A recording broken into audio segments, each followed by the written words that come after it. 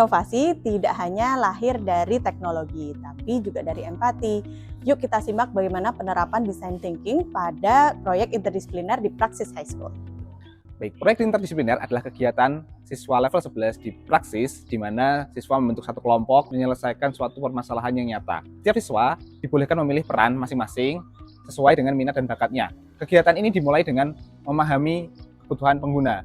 Siswa berdiskusi dengan Pak Ismail Fahmi, pemilik Kenep Smart Village yang mengoperasikan greenhouse untuk budidaya anggur dan melon. Selain itu, siswa juga berdiskusi dengan RC Farm, greenhouse yang dioperasikan di dekat lingkungan sekolah yang membudidayakan melon juga. Dari hasil diskusi tersebut, didapatkanlah permasalahan bagi petani greenhouse, yaitu adalah waktu yang dihabiskan untuk mengecek kondisi tanaman maupun nutrisi, kadar nutrisi yang diberikan kepada tanaman. Apalagi untuk greenhouse yang sudah skala besar seperti yang diterapkan di Kenep Smart Village. Maka waktu ini akan menjadi sesuatu hal yang berharga bagi petani untuk mengerjakan hal lain, merawat tanaman dari sisi menghilangkan hama atau juga memotong daun-daun yang sudah menguning dan sebagainya. Petani berharap ada sebuah teknologi yang dapat membantu mereka supaya manajemen waktunya lebih bagus dan tidak perlu repot untuk bolak-balik mengecek kondisi tanaman ke greenhouse. Kemudian para murid berdiskusi dan mendefinisikan bagaimana menyusun sebuah teknologi yang mampu membantu untuk mengecek kadar nutrisi tanaman, kemudian mengecek suhu di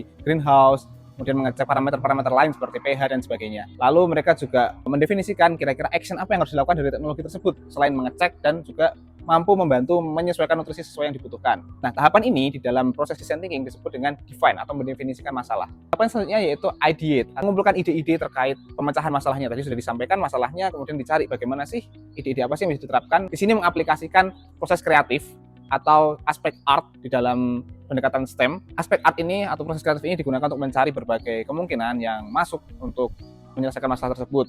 Akhirnya dipilihlah teknologi berbasis IoT. Di tahap ideate ini para siswa atau para murid mencari berbagai modul sensor, kemudian aktuator yang mungkin diterapkan untuk menyelesaikan masalah ini. Dari ide yang sudah dipilih, para murid akan membuat prototipe dari ide tersebut. Murid merancang, kemudian menyelesaikan masalah-masalah di lapangan. Dalam proses ini, murid dituntut untuk berpikir kritis dan mandiri ya, untuk bisa mencari solusi sesuai dengan apa yang mereka temukan. Setelah prototipe jadi, teknologi IoT atau sensor box ini dicoba dengan membuat sebuah miniatur greenhouse yang juga dibuat oleh para murid itu sendiri. Di sini murid mengevaluasi apa yang perlu diperbaiki dan juga apa yang sudah sesuai dengan yang direncanakan. Murid menguji prototipe dengan membuat miniatur greenhouse sendiri untuk mendapatkan data-data yang lebih komprehensif. Selain itu, hasil uji coba tersebut juga dilaporkan ke pihak pengguna, yaitu Pak Ismail Fahmi, untuk mendapatkan tanggapan. Oke, jadi di sini ada tandon untuk menyimpan nutrisi tanaman. Ini jadi pipa ini untuk menyalurkan nutrisi ke tanaman. Kemudian air akan berbalik arah lagi ke tandon seperti semula. Jadi ini kita mulai instalasi alatnya untuk monitoring tumbuhan. Sensor box ini kita memakai 4 sensor, yaitu ada TDS sensor, kemudian ada pH sensor, suhu sensor, dan di sini ada sensor untuk suhu udara. Dengan demikian, proses design thinking itu tidak linear, artinya kita terus berusaha memperbaiki sesuai dengan kebutuhan pengguna.